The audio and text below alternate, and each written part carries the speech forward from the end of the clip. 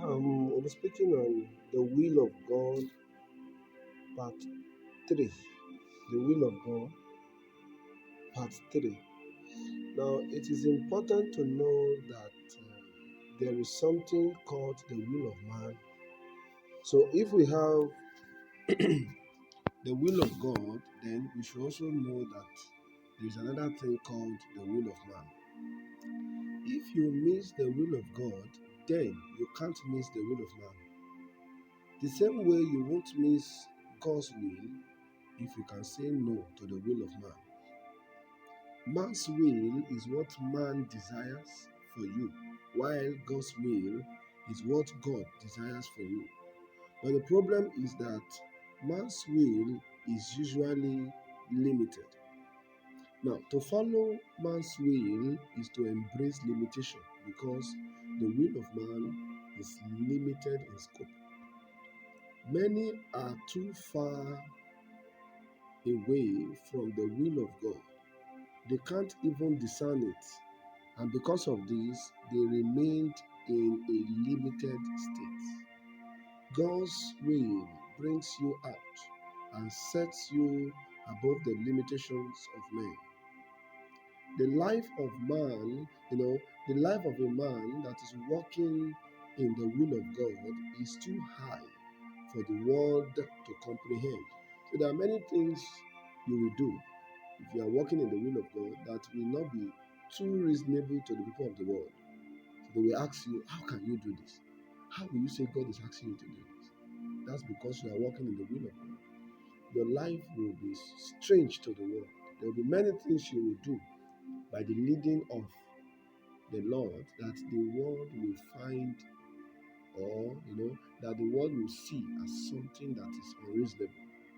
Take for instance, when God told Abraham to sacrifice his only son, that is unreasonable to the world.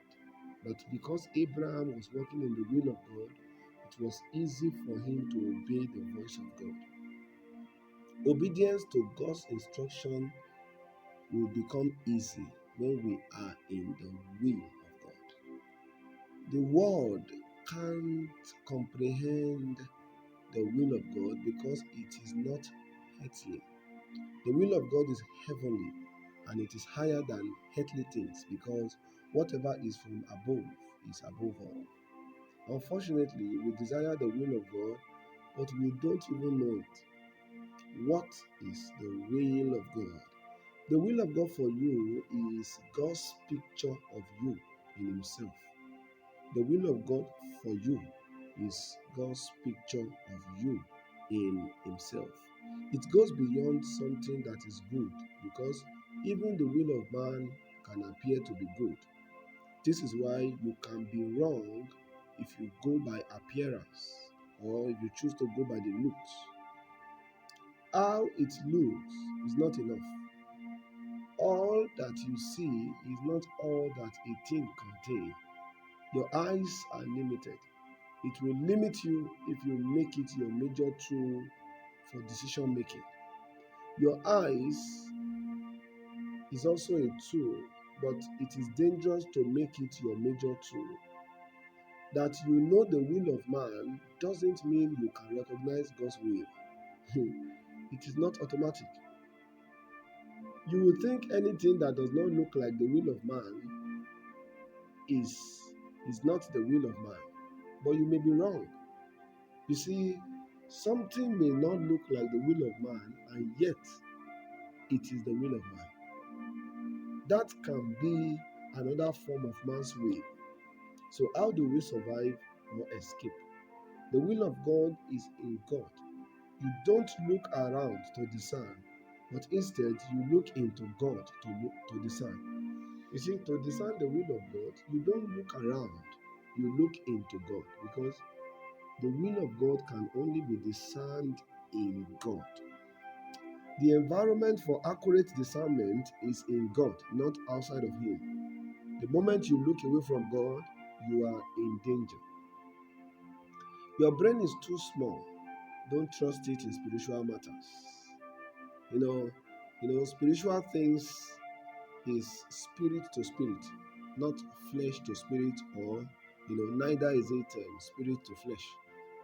The will of God is not just for marriage. We all need the will of God in every areas of our lives. If you only want to know the will of God for your marriage, what of the will of God in your ministry? What of the will of God for your location? And what of the will of God for the choice of work you should do?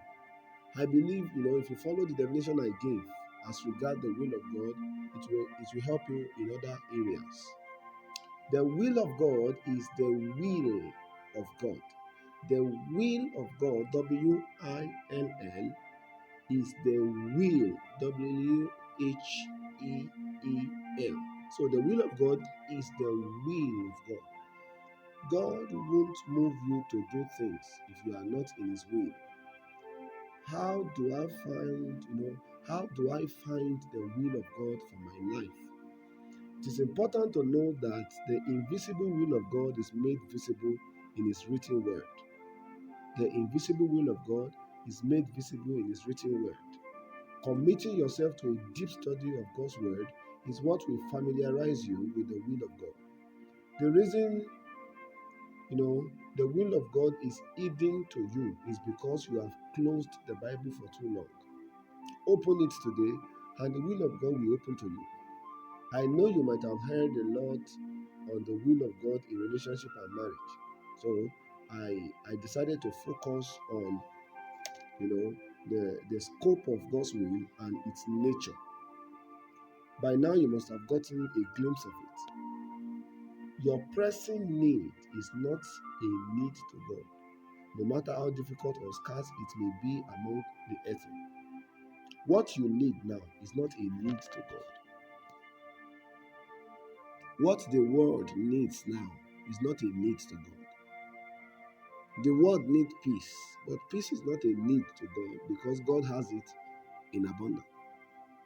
If it is not a need to God, then it will mean that it is available in God.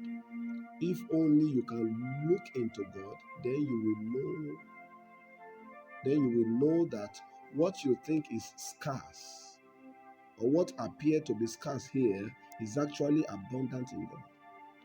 Looking through the scriptures is the same as looking into God. Go back to the secret place, go back to the secret place where you have left, and as you stay there with God in prayers, study, fasting, and personal retreats, then suddenly what you think is hard will be seen as easy. God is ready to guide us on the path of His will if we show readiness.